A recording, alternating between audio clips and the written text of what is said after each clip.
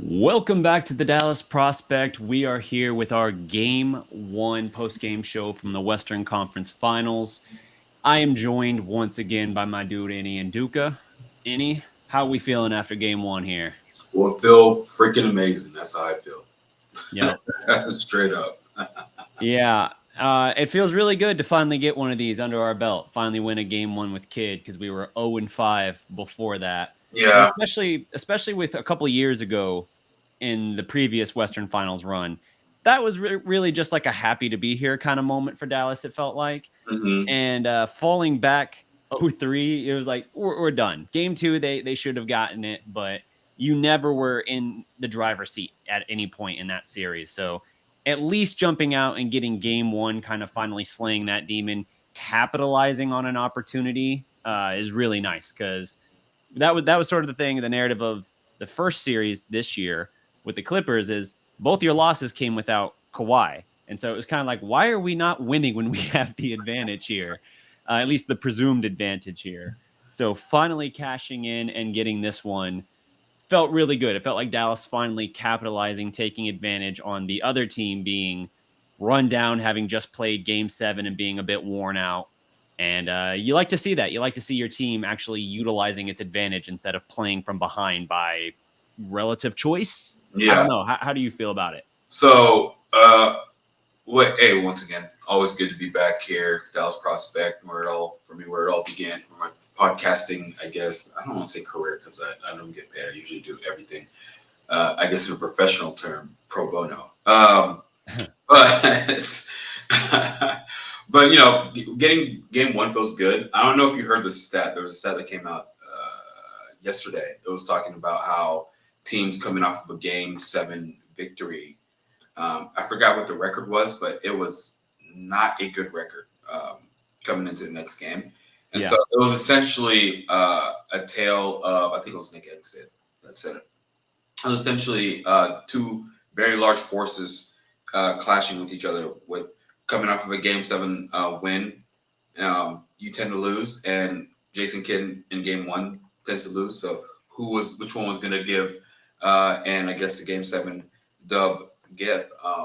But it goes to show what we were talking about yesterday when we were previewing it, and as we were going through, kind of our thoughts, it was kind of like a, yeah, our head is telling us the Timberwolves are going to win, but as we're talking about, we're like getting more and more confident that the Mavericks were very capable of winning the series, Yep. and it showed. We saw it last night. The beauty of last night's victory, if you have the correct perspective, is um, it wasn't a traditional type win. Normally, when your team, 18 threes are scored against us. I think we would hit 6 threes. Um, I don't know if we were out rebounded, but if you look back in games, typically the team that hits more threes is the team that's going to win, Yep. right? And they hit 12 more threes than we did, and they still lost, right? Yeah. I No mentioned that in the one, previous stream. I think it was like teams that made at least 16 threes in the playoffs this year had a win percentage of like 84 or 85%, something like that. So yeah, 16 was kind of a magic number to keep an eye on. And so I was talking about that a couple different times yeah, last series after noticing that trend. yeah. And yeah, so when they had like 12 in the first half, I was like, oh, that's not good. Yeah, but it was weird though, man, because although they were hitting all those threes, it seems like they weren't missing, but we were still in there. Like went into halftime with a 3-point deficit. You know what I mean? hmm And on top of that, what was really pissing me off, amongst that, I felt like, excuse my language, I felt like the Mavs were playing like a bunch of bitches in the first half. They were like they were playing soft. There were so many, you know, loose balls. They were losing the 50-50 balls and stuff like that. Yep. I felt like we Not didn't come out attacking with, rebounds. yeah, I felt like we weren't, there was no like gumption to actually get the job done. But despite all that, despite all the threes, despite playing like little girls, we were still down by 3. So I was like, okay, all we Yep. had to do was turn this around. If everything regresses back to mean, if we regress back to the mean, the Mavericks will win this game, and you know, going, we experienced that. So it's definitely giving me a lot more confidence going into the rest of the series. Now, Yeah. by no means does this mean that the Mavericks are definitely going to win. We've literally seen how many times in a row that against the Mavericks, the team that wins game one doesn't necessarily mean they can win. So, Right. can the Mavs make the correct adjustments? Can they, see? Hopefully, obviously, Jason Kidd's very good at making the game to game Mhm. adjustments.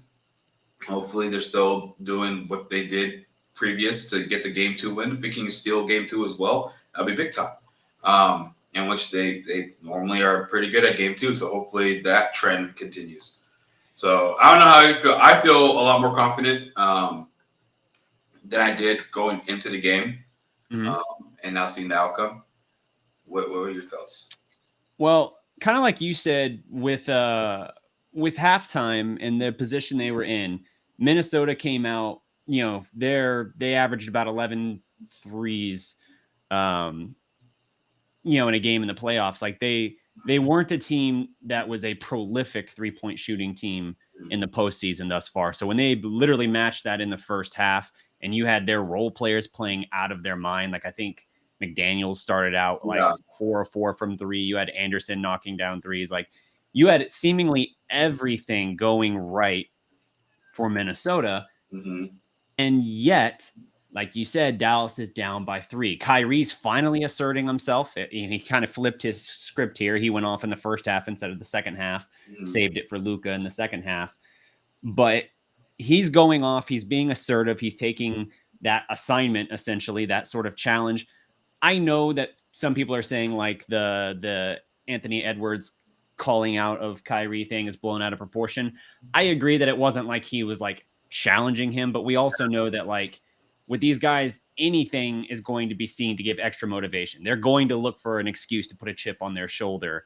And so even just saying like, "Oh yeah, I got Kyrie, so we'll see what I can do with that." Like, and just Ant having his kind of swagger and everything, like that was going to bring out the competitor in Kyrie. And so we saw that.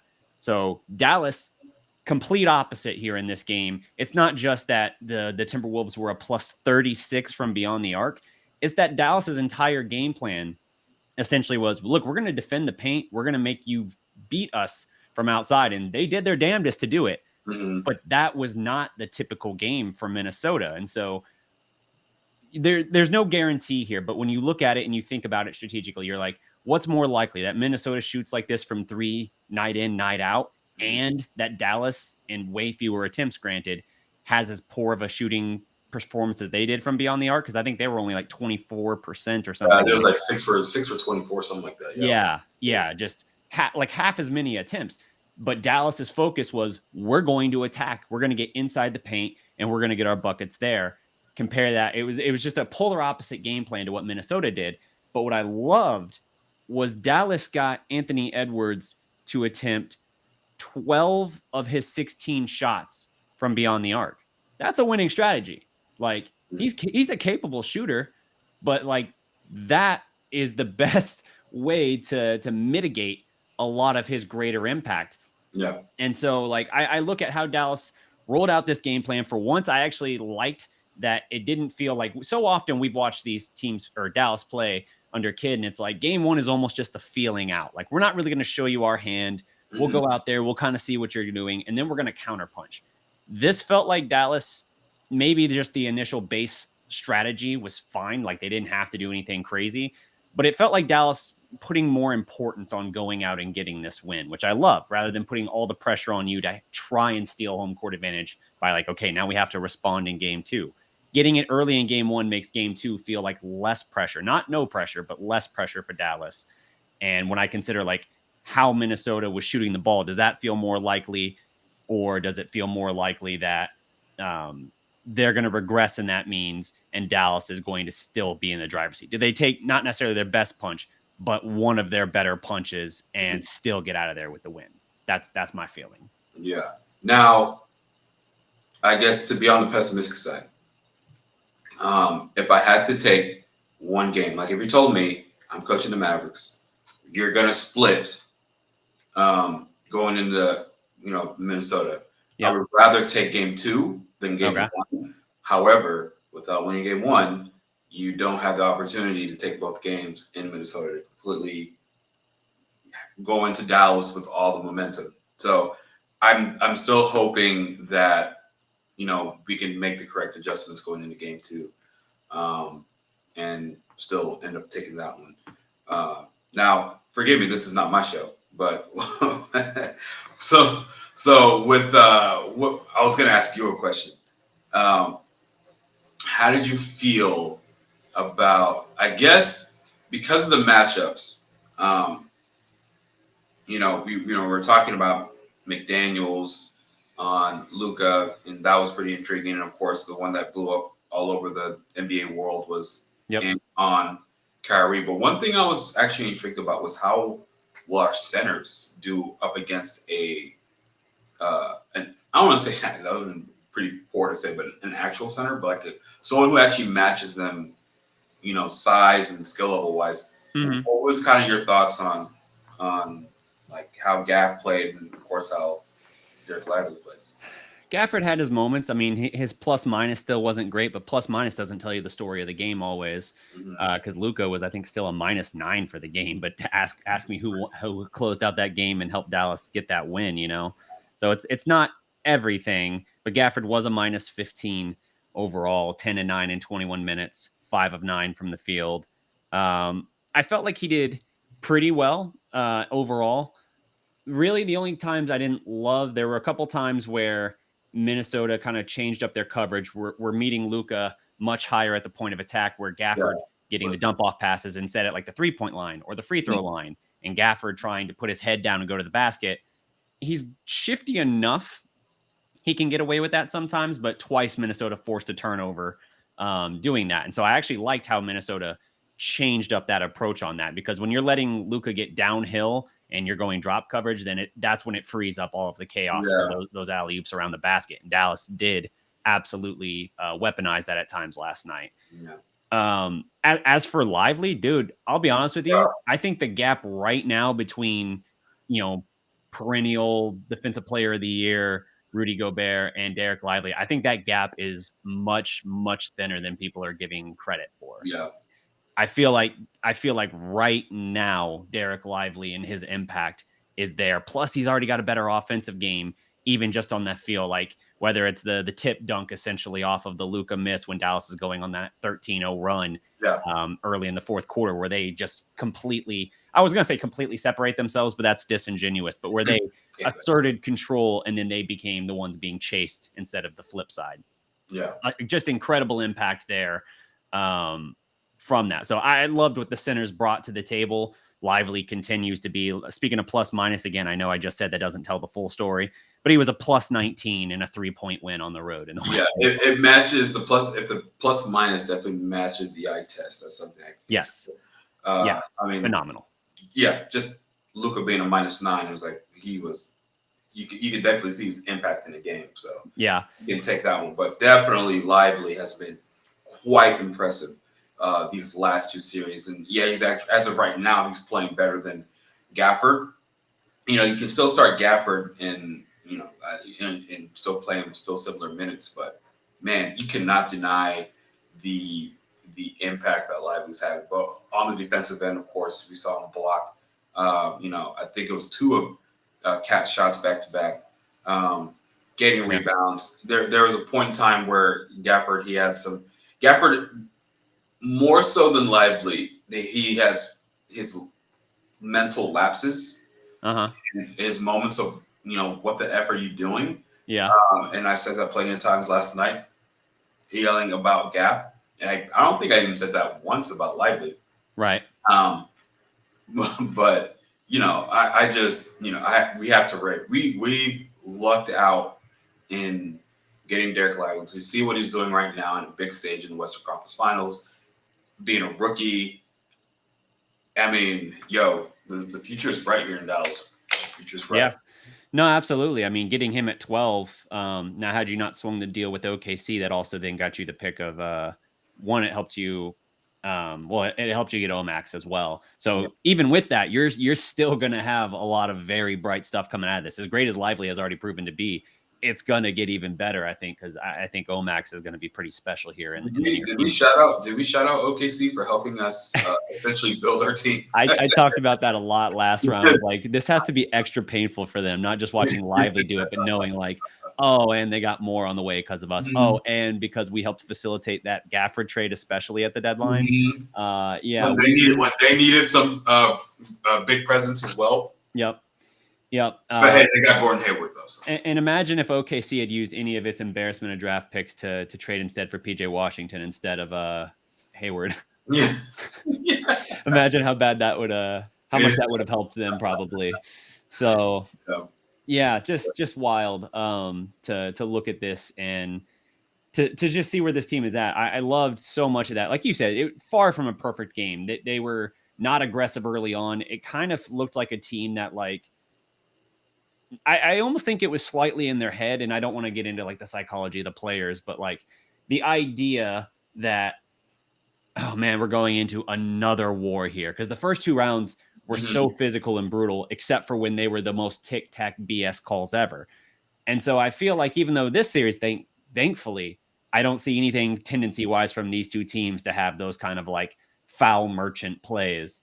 But just going in, it almost felt like Dallas was like, oh man, we're just not ready for like dealing with another bruising, brutal series like we just fought through the last two rounds. And Luka especially, right? Like everyone was trying to say there were a lot of people, not just Wolves fans, national media people as well, saying like McDaniels was going to be a problem for Luka. And it's like McDaniels is a phenomenal defender. Don't get me wrong, but he's not the size and physicality of like Dort or even like Terrence Mann or like Russell Westbrook with the physicality he plays with. Like that, it's a totally different type of coverage Luka's going to be seeing. If anything, Luka, yeah, he might be more energized in some ways, but if anything, Luka's going to be like, oh man, I don't have to like fend off getting assaulted every step of the way. Like, this is great. Suddenly I feel refreshed in the fourth quarter. And I felt like that really showed. Luka turned on the, put the pedal to the metal there in the fourth quarter. And he closed it out, not just offensively, like he's known for doing, but even on the defensive end. Yeah, he probably had the best defensive play of his short NBA career. Breaking up the oop. Yeah, he had a couple great plays, but that was the signature one. Yeah. Yeah. What was the one before that again? I know he did something. He had another possession where he just defended a play great. Yeah, he caused the steal. I think he dislodged the ball from a he poked it away or something. Yeah, he's been, oh my gosh. And that's fitting because he's now eligible to sign the richest contract in NBA history as he makes an all-NBA first team yet again. 5 times already in his career. So sixth season, 5 all first teams, already passes Dirk for that. He's already got more than like Steph or guys like that. He's now eligible this next go around for a 5-year, $346 million contract. And someone on Twitter was saying that's not enough. He's still underpaid for his value and what he brings. And what he's doing on both sides of the ball is definitely that amount is warranted. And that's the 2025 offseason we're talking about too. Like, it's not far. This is coming soon. Luka, man, the difference in the physicality he had to face, he looked like he was moving better, showed numerous times Anthony Edwards. And again, I want to be a little bit fair to Minnesota because they were coming, like you said, off a Game 7 war with the defending champs. But Anthony Edwards was not big enough to bother Luka. Luka was just going at him and getting whatever he wanted, getting all the way to the basket. There were still a couple times I felt like Luka was a little too timid where he was getting right into that, like, just kind of bunny territory around the basket and was kicking out the ball. Like, dude, you had a shot. Nothing pisses me off more when Luka does that. And like it goes to show you, like, there's sometimes when the Mavericks are not playing their best, if there's a way to log this, I would do it. But I'm not. But when the Mavericks are playing their worst, Luka is doing that more often. Yeah. He would get to the lane and he will start, instead of putting up baskets, putting up layups, he will start kicking it out. And it's like, just put it up. I remember seeing that a lot during that Phoenix series in 22. And I was like, if Luka is making I remember telling, I don't know, I took friends, families about this stuff, Mm-hmm. saying if Lucas makes better decisions, we will definitely win. That's all. Like all that's essentially stopping is just, hey, instead of kicking it out for a three, I'm right here for the layup. Yeah. Let me just take it. And so enough, game was it 6 and 7? Well, game 7 was destruction from get go, but game 6 it was I'm gonna be a lot more efficient. I'm not gonna do anything crazy, and then we ended up taking it. Yep. No, just phenomenal stuff on that. And even when Luka in the first half, again, Kyrie goes off for 24 in the first half. Yeah. He's a man on the mission, especially that first quarter. And in the bucket, he got the and one he got to close the first half was Mm-hmm. huge too, because it's right after a Minnesota 3 where it's like, okay, there's a little, an extra little gasp of breathing room for them. Mm-hmm. And then Kyrie gets that and one base, not at the buzzer, but might as well be. Yeah, I was like, plus. Yeah. And so it sets you up where you're right there within one possession again. And with Minnesota at that point, they were 6 of 11 from 3. Or sorry, that was early on. That was like the first quarter, because like we said, they had like 11 threes at the half. Mm-hmm. But like between Kyle Anderson and Jaden McDaniels, they were 6 of 6 from 3 to start with that. Like, just absolutely insane to get those guys shooting the ball like that. Like, McDaniels is a career 34% 3-point shooter. Uh-huh. And Anderson's just not a guy you would anticipate getting that kind of support from either. So in that situation, to be there is just wild. And yet Dallas is right there within striking distance. I wasn't like, it's the first time I could think of in a while, not just this postseason, but where Dallas is going into the half down and the other team seemingly has everything going right. And I'm just like, I'm not scared at all. I'm not bothered at all by this. This looks like, if anything, it's playing into our hands, because I'm going to bank on them not being able to do this the entire game. Yeah. And I think Dallas is going to be able to do just enough playing the way that they're playing to reel it in. And so that's really what happened. It goes to show you, what I always favored when I was cheering when I cheer for the Mavs is what can be sustainable, right? Now, Timberwolves fans might counter with, Ant and Cat had an off night, but it was like Ant and Cat was also guarded by our best 2 defenders, right? Yep. There's a reason why they had an off night. But then, can you count on that kind of shooting from Jaden McDaniels? Although he's been having a phenomenal postseason, so far. But can you count on him going on a heater 4 for 4 every game? Yeah. Or Kyle Anderson, dude, those 2 dudes combined for 30 at half. Yeah. It's like, can you count on that? Because we all know you can't. Yeah. We all know you can't. And we were having a terrible shooting game. Now, let's say it bumps up to the league average for us, and y'all go a little bit closer to what y'all's team average is for y'all. It's going to be a lot further than a 3-point victory. Yeah. So maybe my favorite tweet I saw of the night comes from McBuckets. He says, Kyle Anderson shoots his jumper like it needs 2-step verification. That is like the slowest load of a shot I've ever seen. I'm like, I'm waiting for some game in this series where somebody's going to, like, whether it's Lively or Gafford, just to throw that into the stands. Yeah. Like, good Lord, that is the slowest load up. But hey, he was. And one of the things that the Mavericks need to do is, like, look, I know this guy's not the best shooter. I know he takes 18 seconds to shoot the ball. Still contested. Still. There's too many times when they're just looking at him. It's like any professional basketball player. Give it enough time, give it enough space, shoot those practice threes, and make it. Yeah. Look, if they run at him, just like they did with Giddey, like, they're allowing Giddey to shoot, but they contest it in a way that they'll still allow the shot, but not too hard to where it'll deter him away from shooting. Right. All right. So you still want to influence him to shoot, but you don't want to allow him all day to line up his elbows and do the pizza and the cookie jar type stuff that you learn. You don't want to give them all the time. These are NBA basketball players, but that's something I think they talked about. Mm-hmm. In halftime, because it didn't happen too much, or Kyle Anderson didn't really play again for the rest of the game. Yeah. But yeah, that was something that definitely needs to be. Yeah, no, 100%. So, yeah, with Minnesota shooting like 44% from three in the first half, and their drop coverage was causing problems for them. So they kind of shook things up a little bit and made those rotational shifts.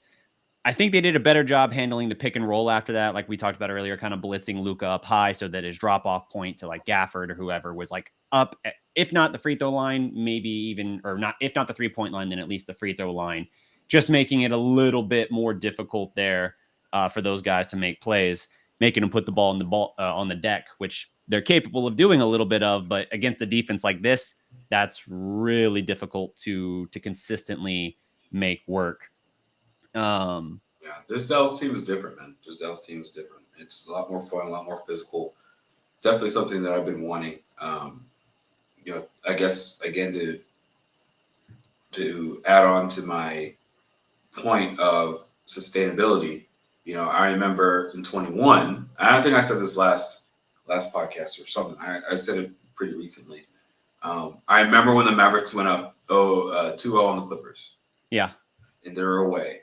And Tim Hardaway was shooting his ass off. I think he was above 50%, close to 60 with his threes. Yep. And in the back of my mind, we're all, we're about to sweep them, whatever. But I remember feeling in the back of my mind, there's no way he's going to keep this up. Yeah. Always going to keep this up. What's going to happen when he doesn't? And of course, he didn't keep it up. Kawhi goes on. So we're playing a way more sustainable brand of basketball. Our defense is highly emphasized, and you can have games like this when you're shooting crappy.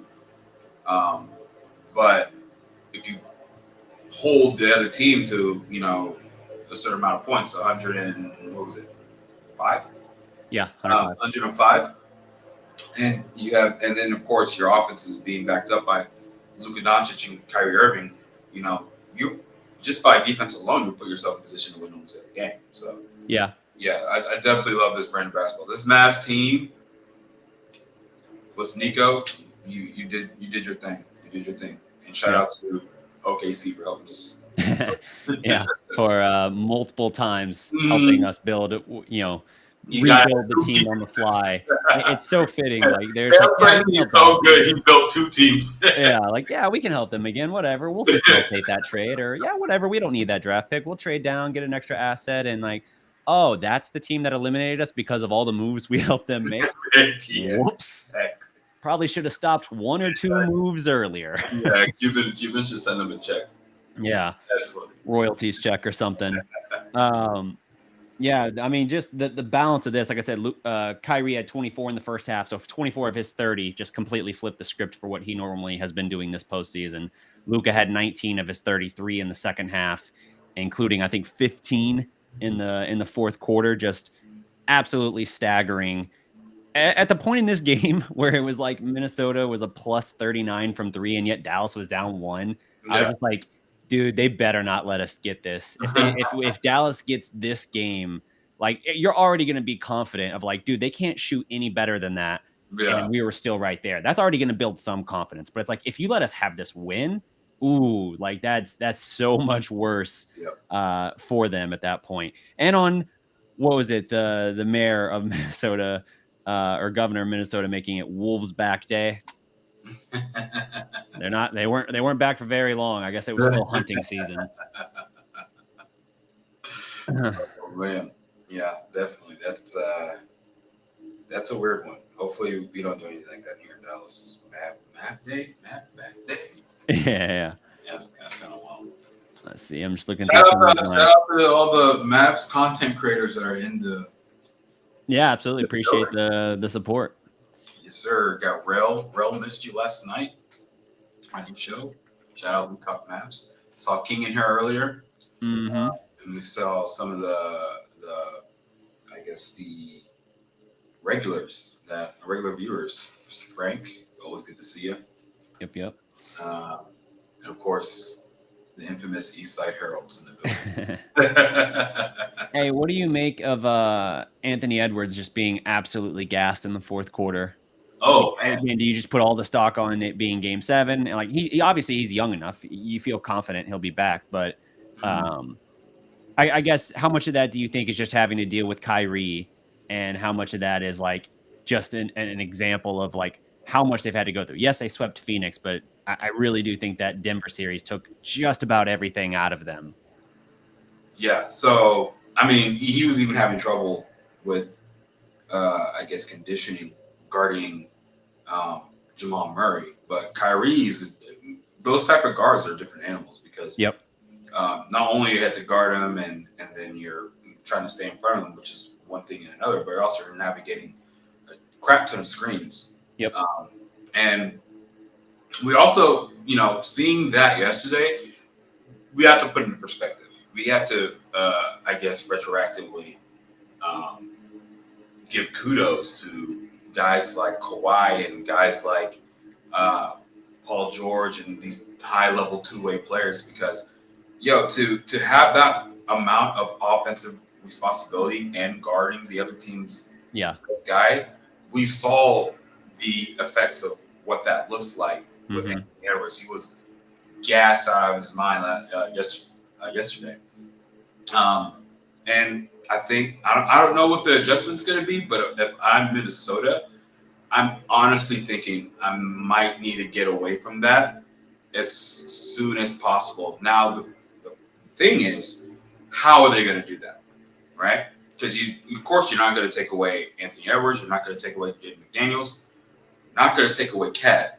Right. So, are you thinking about no, I won't say necessarily starting, but possibly giving more minutes to a Nikhil Alexander Walker, and you might have to either sub out Mike Conley, or you might have to go back to Cat playing the 5 and sliding McDaniels to the 4 to be able to do that.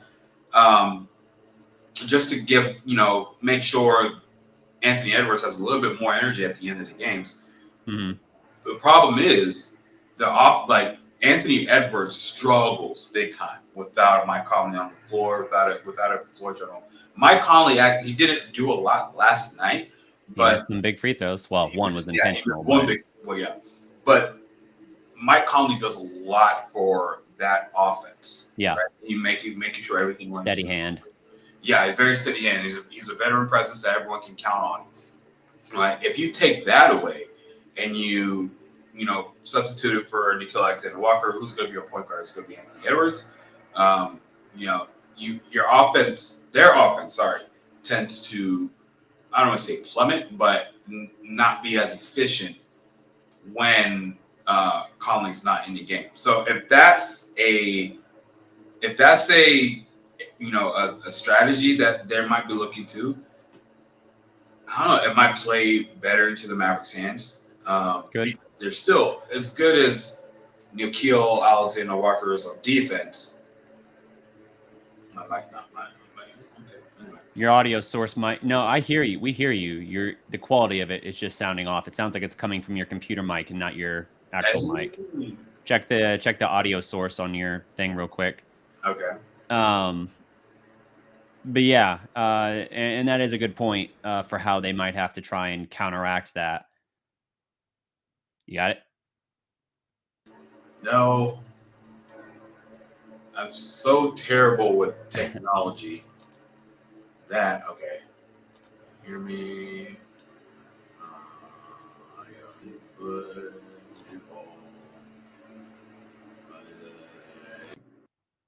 Can you hear me now? Spoilt Sport gets the win for helping any. Once we started, I didn't want to say anything, but yeah, you're Gosh darn it! now. Say something. I've gotten into a stream where I got like 40 minutes in, and then finally somebody said like, "Oh, dude, your mic's been garbage this whole time." And I was like, "What?" Yeah. Anyway, I was like, I don't know. I assume I was like, you're in a new office setup. Maybe your acoustics just suck and you got to figure that out. That was going to be an offline conversation though. your acoustics just suck. Oh, My good acoustics times. were awful in this office until I Yeah. got some stuff like up on the walls and just like filled it out a little bit. So Yeah. I can relate. Yeah, I do gotta, fill this thing out with something. I got a Yeah. board, but that's about it. That's Yeah. warm. Yeah, thinking about putting like a Kyrie left hand picture on there and a Yep. PJ Washington standing on quote unquote standing on business picture, and who knows? I don't know. I'm thinking about something. Nice. Anyway, what was I saying before? Before I was I lost the thing. We were talking about rudely Anthony Edwards. interrupted, yet very very helpful. Interrupted by Spoiled Sport. Yeah. Yep. A point that you mentioned Kawhi earlier, a point that I wanted to make connecting back to we were talking a little bit about McDaniels on Luka, and like we just explained it in the terms of like, well, what he just dealt with other guys guarding him and the physicality of that this postseason, Yeah. like Lou Dort and Terrence Mhm. Mann, Russell Westbrook, etc. It's like, can we also just remember that prime peak Kawhi Leonard in 2 separate attempts with Paul George also in the mix couldn't stop Luka? Like, the reason Dallas didn't win those 2 series had nothing to do with Luka's productivity. There's a reason Oh yeah. he's averaging, I think it's still like the second most points per game in a postseason career. And And it's that's still just because of the slow start to his postseason this year. But he's now, as of right now, the career leader in points per game in a conference finals series. So it's like, yeah, he's averaging over like 33 points per game in conference finals games. It's like all that has nothing to do with like that. So it's like, if those guys couldn't stop Luka, why were people assuming that McDaniels was going to be able to do it, especially when he's not the same physical type of player that Luka's been having to battle with all this time? Yeah, for sure. It's one of those things. Playoff basketball, especially in NBA, people are going highs, people go on lows. What up, TGK? So I guess seeing what the Timberwolves did against Denver, Yep. and beating them in 7, I guess gave everyone reasons to completely prop them up and think that, oh, McDaniels and to their credit, the Timberwolves have been amazing on defense pretty much all year round. Yeah. Right? But if you look at it since that trade deadline, weren't they still behind the Mavericks in terms of defensive efficiency? Probably not. Post deadline, I don't think they were behind, but Dallas was close. I think it was. Okay, so Dallas went from me. I don't know. I'm trying to remember because I do recall that Dallas finished up like a top 5 defense post deadline, but I don't. There was a stretch where if you took like a certain sample size of maybe 20 of those games, I think last Dallas was better, something like that. I did see something like that. So we're saying, the Dallas defense has been able to, keep up with, I guess, since the last 20 games, have been able to keep up defensively, with the best defensive team in the league. Now, can they keep up with us offensively? Because as good as Anthony Edwards is, now people need to hold their horses and put the horses back in front of the cart. And calling Anthony Edwards, I think, not Sam Perkins, Kendrick Perkins, said that Anthony Edwards is the best basketball player in the series. And I was like, yo, like, dude, people just say things. People just make lists. That's why the Ringer had Luka as the 4th best player, 25 and under. Add him to the list of people who y'all wanted to prop up above Luka, and time again, Luka puts them back in their place. Y'all did the same thing with Devin Booker. What happened? Y'all did the same thing with who did they do it with? John Morant. Yeah. He actually did it to himself.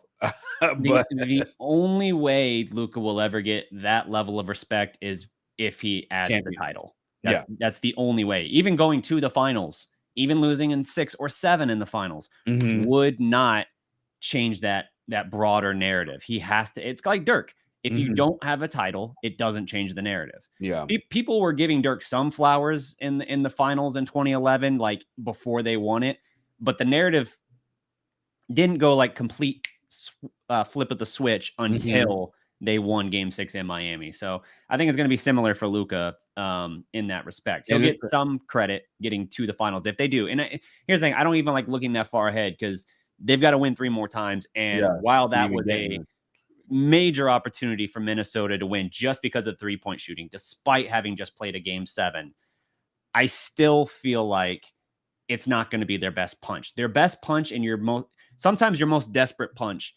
is harder to contend with than your best punch. Mm-hmm.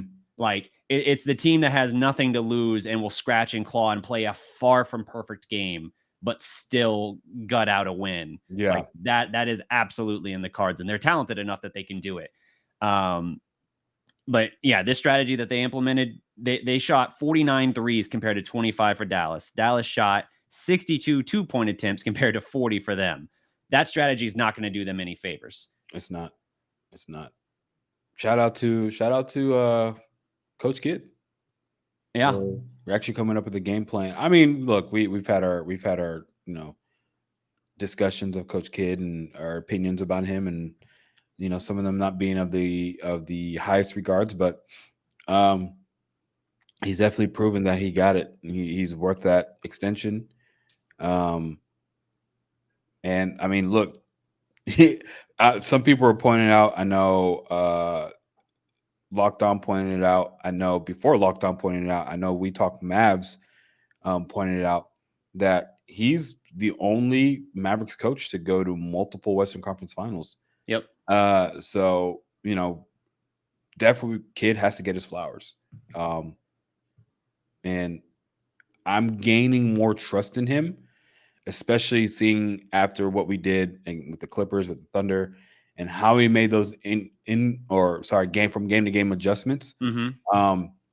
And really giving some like high level players really hard times in their strategies. So and that's yes, we have the good players and the good defensive players in PJ Washington and Derrick Jones Jr. But hey, Kid, I mean, without a scheme, especially with these NBA level shot makers, without a scheme, there's not a lot you can do. So we gotta give flowers to Coach Kidd and his staff. Yeah. This is from Josh Eberly on Twitter. He points out Dallas shot 12 fewer threes, turned it over more, lost on second chance points, lost in fast break points, and still won on the road. Yeah. Like that's what I'm saying. Like that is, as much as fatigue plays into everything, that is a devastating game for Minnesota to lose. And I think they have the mentality, the strength of mind and everything to come back, bounce back from that.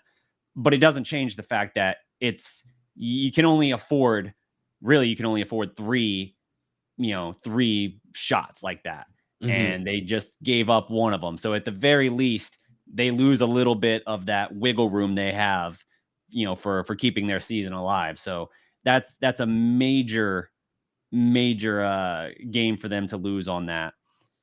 Let's see. I'm looking through some of these stats. This is cool from NBA University. Again, giving context to how abrupt this retooling of the Mavs offense was. Mm-hmm. Beginning February 2023, the Dallas Mavericks didn't have Kyrie Irving, Derek Lively, Derrick Jones Jr., PJ Washington, or Daniel Gafford. Those players are 2, 3, 4, 5, and 6 in playoff minutes played this season for Dallas. Just that recently. Absolutely wild how that turned around for them. Yes, February was only 3 months ago. It's crazy. Yep. And I like this too from Stat Mamba. He says Luka and Kyrie are the second duo in NBA history to each score 30+ points in their first conference finals game together. The first duo was Curry and Durant.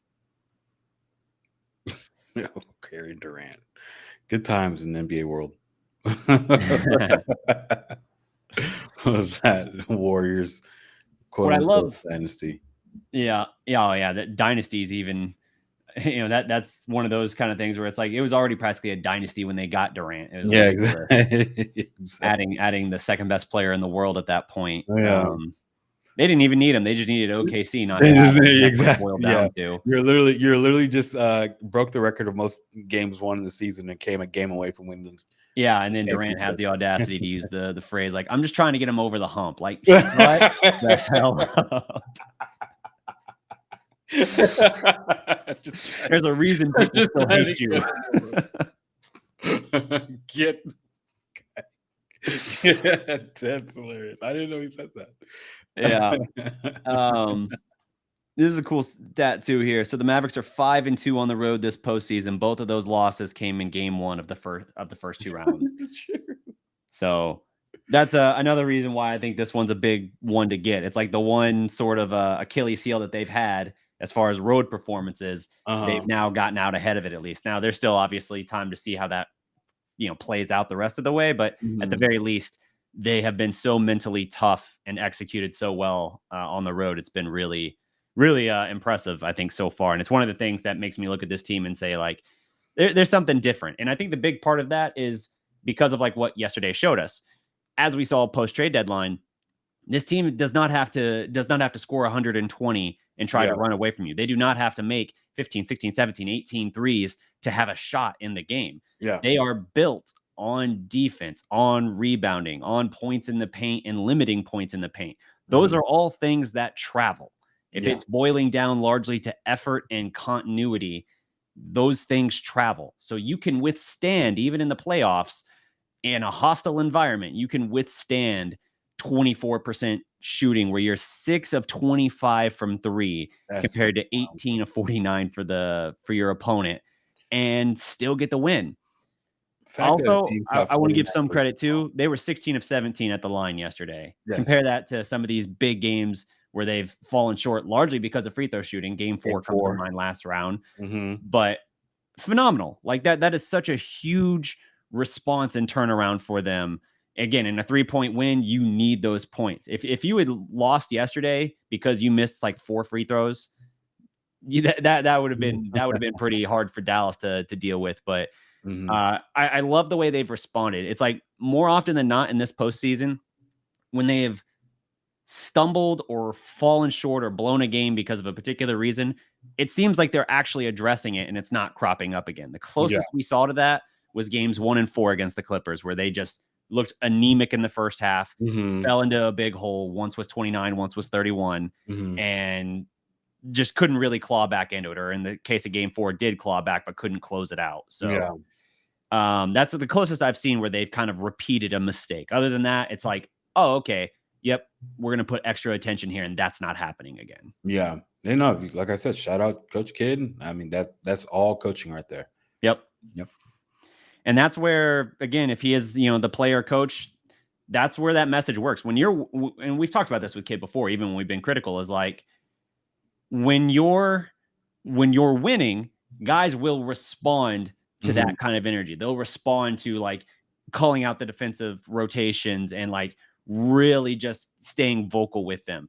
When you're losing, when you're struggling, that's when it falls on deaf ears, because it's like, man, shut up. Like, you don't seem to know what you're doing either. Your stuff is not working for us. Your game plans, your adjustments, your rotations, whatever. They're winning right now. They've won 5 of their last 6 in the postseason. They're obviously in the position they are now, set 3 wins away from going back to the finals, 7 wins away from a championship, just their second championship. And it's like the guys are responding. The level of effort and commitment is there from everybody. One of those examples too, I love what we saw it again in this one here. Jaden Hardy, his impact has been really good. He's got, I think in his 3 games, he's really gotten to play in the postseason, like 9 assists against 2 turnovers. Yeah. Really has brought something that's helped offset what they're just not able to get at all out of Hardaway right now. Weird game for Hardaway, by the way. 10 minutes, 0 shot attempts. He was a +7. Talk about plus minus meaning nothing. That was a Dwight Powell-esque plus minus. Yeah. Just so happened to be at the right lineup and at the right time. Yeah. Look, he was part of that. He was part of that team that lineup that made the 13-0 run. Yep. And so I mean that's where he got his minutes from. The wild thing is he didn't shoot. So if he's not shooting, I honestly still don't see what purpose he is, unless you just had to absorb minutes there because someone like, and Hardy should have been available minutes wise or whatever. I don't know if Hardy was. I doubt Hardy was also out there. That seems repetitive, but very well. Or redundant. But I don't know. As weird as it sounds to say, I want him, if he's going to get 10 minutes, I want him to get at least 3 shots, because I need to know if you're going to be on a burner. You can't activate a burner if you don't take the first shot. Exactly. Like sometimes you need that.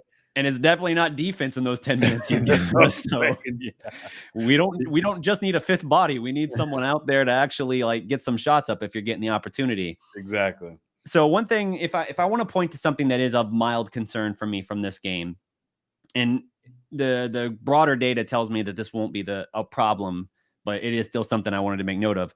The bench scoring was not really a factor for Dallas in this game. Luka and Kyrie combined. Now we know they combined for like, what was it, 61 points or something like that. But going a step further, they scored or assisted on 88 of the 108 points. That's 81% of Dallas's points were generated by Luka and Kyrie or Kyrie. So compare that with like our bench scoring, which I'll pull that up here in the. We definitely got outscored too on the bench. Like, oh yeah, mad. Lively was our leading scorer off the bench with 9. Okay. Green had 3. He made 1-3. Okay. And then Hardy had 2. That's your bench scoring. 9, 3, and 2. 14 points. That's a little bit concerning for me. It feels a little top heavy. Yeah. Now I know we can get more points out of even Josh Green, even though, and I guess we'll in a minute talk about his very head scratching foul at the end. But we can get more out of Hardaway. We can get more out of Green. I think Hardy's got that capability, but that is something that I wanted to call out of, like, if I had to have a point of concern, I would probably say the fact that our bench wasn't really able to give us much of anything in this one. Yeah. Now, they don't have to outscore every single bench, but if they can give us more than, 15, that would be nice. And, I don't know. I think when Hardy settles in more, like he's been doing good for the limited minutes he's been getting, especially on the playmaking side, instead of the scoring. We all saw summer league ball where they tried to get him to be more of a playmaker, and it just wasn't happening. I guess because the level of play around him wasn't up to snuff. But it's that, and he just had to develop in that front. Like when they've been sending him down to the Legends, they've been sending him more or less with initiatives. Like we've seen him go off for just crazy scoring performances, but it's like, you need to develop in these areas. So like we're sending you for assignment, and you're basically telling like, we want you to play more this style. We want you to be, hone your game as far as playmaking for others. And so like, that's why like his last couple stops there wasn't as significant in the scoring outburst. But I think it's been, they deserve a lot of credit for the development of Hardy, even though they've not utilized him yet to the extent I want them to. They've clearly been doing something right, because I'm convinced that even just last year, he would not have been able to play make for them the way he has the little bit of time he's been using this postseason. 35 minutes, 9 assists, 2 turnovers. That and the stage too. The stage and the opponents, the level of defense, just fantastic. He's using his decisiveness not just to look to score, but to look to create for others. And I love that. That's what you need from role players. And that's what, and from pretty much all your players, that's something that we all wanted from players other than Luka and Kyrie. It was, can you put the ball on the ground? Can you cause the defense to have to shift, have to do something, do something, right? Yeah. And then can you make the right decision? Yeah. And he's showing that he can do that now. I guess now that he's getting more confident, especially in this playoff run, hey, can you hit a shot? Once the game kind of calms down for you, you're probably not running on, extreme, like I got to do something, which I think Josh Green still has that energy where like, his first shot might be like an air ball over the top, but then he's like, okay, let me settle down. Right. Yeah. But once things start to slow down for Jaden, I think he can be very dangerous to a point where we won't even need minutes from Tim Hardaway. Yeah. Because we've seen Jaden Hardy have that type of burner games too. When you would play 10 minutes, would put up 11 points. Yeah, for sure. I got about 10 minutes left before I got to wrap up here. So real quick to answer Cowboy X Factor's question here. Do we think Kid used his challenges way too early? I think he did. I think he did yesterday. Yeah. And I didn't like the challenge on the one that even if he doesn't challenge, it's going to be a jump ball. Shouldn't have had to use that challenge. I don't understand how an official wasn't in position. See the ball roll out on that was a bad one, but I would not have challenged that. That I didn't like that use. In the Thunder series, there were just some things that were situations where, like, again, it's like you shouldn't have to challenge this. This is a weird, annoying, bad miss, whatever. Um, but yeah, that definitely would like to see a little bit more holding back on that, but trying to see. If I was a coach, I've been saying this for a long time. Sometimes I'm not using a challenge till the fourth quarter, honestly. Yeah, Or unless I have a player that one of my top players, you know, are in foul trouble, and that third foul was definitely not a foul, or I'll definitely will use it then. But I am not. Yeah, these refs are too. They miss way too much to be too loose with your reviews. And I said it, and the moment kid did that, I was like, that's not a good challenge. You're gonna get it yeah, back, but you can't. We don't know what's gonna happen at the end of the game. We sure. don't know what call is gonna be made that can be, momentum swinging that we'll need. So yeah, I would like him to be a little bit more, Yeah, you know, reluctant to use that challenge, and to use it so like quick back to back is ridiculous. right. TGK asks, what adjustments do we think the Wolves would make if they have any? He says, with only 1 day of rest in between games, I don't see stamina improving for Ant unless they let someone else guard Kyrie.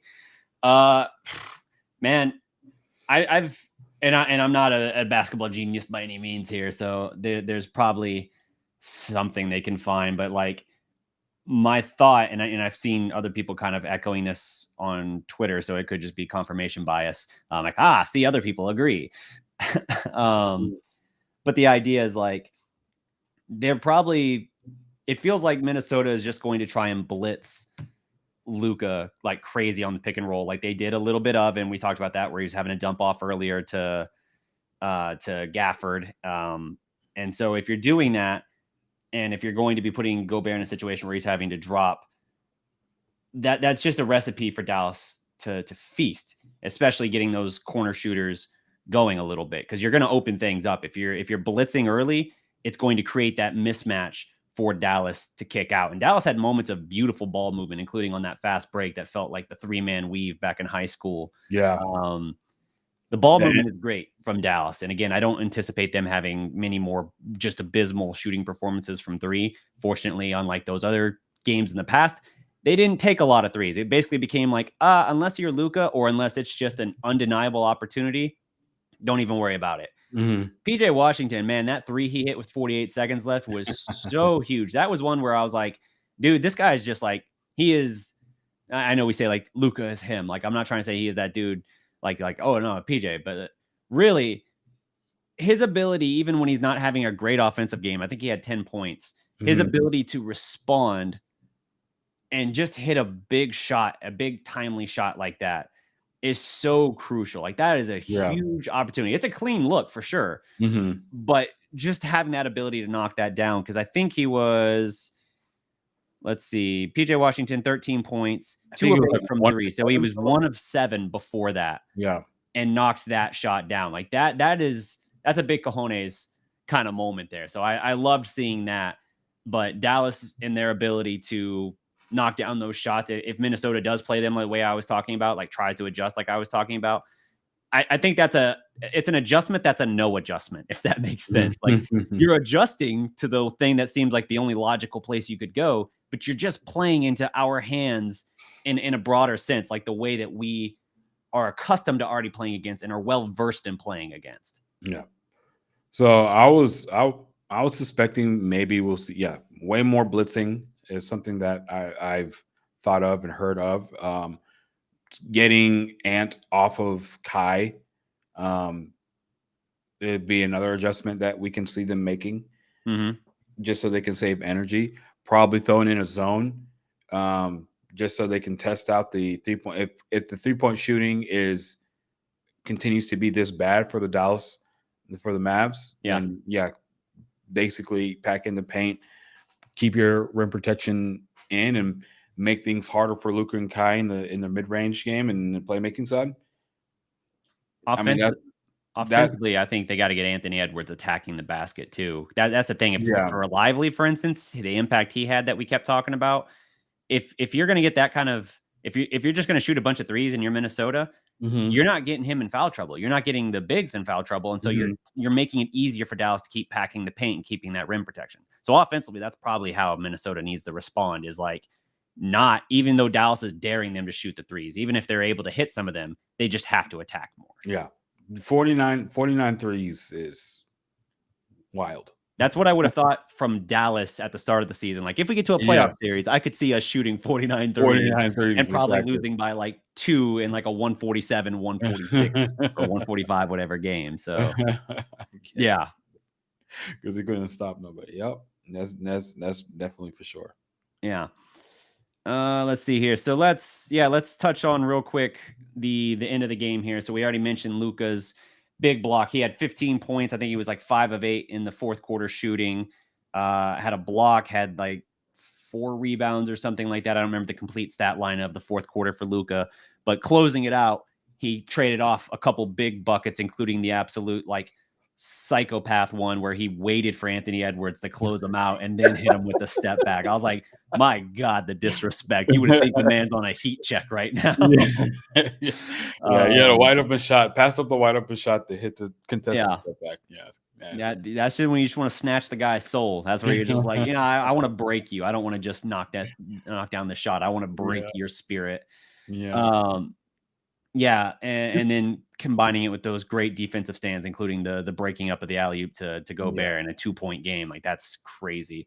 Yeah. It just goes to show you I need to go back to yesterday's show, but I do think we talked about this. If this game was close, low scoring game, a low close scoring game favors the Mavericks, right? Yeah. We have the guys. Like, there's something that we've said, something that we talked Mavs said. I know TGK has said this. There's levels to this. As good as Anthony Edwards is, Luka Doncic is a level ahead. For sure. I mean, he's only 22, so I would expect, and I know Luka's only 25, and that's something that's so easily often lost in that people act like Luka's already 33, 34, or something like that. But yeah, no, absolutely. And, Edwards, he had a good game. I mean, I know he was like, what was he, like 6 of 20 from the field? So it's not like he was crazy good, but like 6 of 16, I believe. 6 of 16, 6 of 20. As soon as I said 6 of 20, I was like, that feels a little harsh. Yeah. Towns was 6 of 20. That's where I got it. Yeah. Yeah. Fake best shooting big man of all time. Yeah. Whole time. 6 of 20. Like I said, if for no other reason, Dallas needs to shut his ass up for that alone. So I loved, by the way, Cat at the end of the game, just thinking it's Cat time and trying to take over, because I was like, dude, you're getting some good plays here. He had a tip dunk that was great. He had another one where a 3 was going to drop and he interfered with it for no reason. That 3 he took at the end, and I think Minnesota ended up recovering the ball, but he took a heavily contested 3 at the top of the key. That I was just like, I don't think that was the best shot you could have got there. I think you had other guys that probably needed the ball. That, to me, we were talking about how like Edwards has taken over like that number one option thing. It's his team. I still feel like, just at a glimpse, this was the impression I got, was like, it still feels like at times Cat wants to be like, no, this is my team. This is my time. Like, this is my stage here. Whether that's the tenure thing, whether that's whatever. But it felt like he almost was trying to enforce his will. And maybe he's looking at Ant as well and seeing how gassed he was. But I had that question watching that of like, man, he's going to try to beat us right now. Like, all right, he's shooting even worse than Ant. So yeah, I guess let's go for that. Yep. Yeah. So maybe their time from time to time they struggle on whose team it is, but you're probably right. He probably did look at Ant, or Ant probably told him, I'm tired of shit right now. Yeah. I need you to get some buckets. And he's like, all right. Yeah. Put the team on my back, even though I'm shooting 6 for 18. Yeah. Yeah. So it's a huge win for Dallas. We'll see how they respond. I feel really good about this series, and it is wild how when we started our stream a couple days ago, we were like, man, I don't know. I don't feel great about this matchup. And then as we talked through the show, we're like, well, maybe it's actually not that bad. Maybe, I mean, like, it's a tough matchup. It's a tough team, no doubt. Mhm. But maybe Maybe it's not as again. gloom and doom as it felt when we Yeah. started out. And watching that game unfold, it verified everything that we said. I Mhm. remember going into the playoffs when I did the initial preview for the Clippers series, people telling me, like, not Mav fans, not subscribers, just people finding the video, saying I was insane picking the Mavericks for anything because the Mavericks were like a fake good team. In the last 30 games didn't mean anything because they had the second weakest strength of schedule. I'm like, you're telling me 30 games doesn't mean anything? That's not a big enough sample size to tell you what this team is or is not. But now you've seen it against elite defensive teams. All three matchups have been phenomenal defensive teams you're going against. And now you're going against the best defensive team. Mhm. And even playing as bad offensively as you did, guess what? End of the day, you still got Luka, you still got Kyrie. And they, as good as they are defensively, don't have an answer to just completely negate one or both of them. Nope. That in itself can be the difference maker. That's 88 out of 108 points scored or generated, assisted by Luka or Kyrie. That's your difference right there. Dallas is built defensively, built to rebound, and doesn't matter who the opponent is. Even teams that thrive on that, they're ready to contend with it. And then they still got the two superstars that can close you out. Either of them on a given night will close you out alone, let alone if they can work in tandem. That almost fell into my closing remarks. What do you got? I said that. I was just like, I don't know where to go now. I kind of just said it. Oh man, no, I don't have much to add into, man. Game 2, Friday night. I'm trying to find a place to watch it. Yeah. You know what? Okay, so because I'm going through so much life change, like for example, yesterday, I didn't really have that. Oh, it's game day feeling because my brain's been doing so many other things. And then like I saw a clip of like Luka walking in the building. I'm like, oh shit, it's game day. Like, and then like the nerves started hitting me. So I'm trying to do stuff to make the most of what's left of this run, whether it will be for the next 6 games or the next how many other games if they still make it to the finals. So I'm trying to go somewhere, have fun, watch it with other Mavs fans and stuff like that. So if anybody has any suggestions, hit me up on Twitter at my name. Just take away the space and add an @ sign in front of that, and then that'll be me. So I'll be down. Nice. Yeah. All right. Yeah. So I think that pretty much wraps us up on the time we got here. If you guys haven't already, please drop a like, leave a comment. Well, you're already in the chat, so it's kind of pointless to say right now.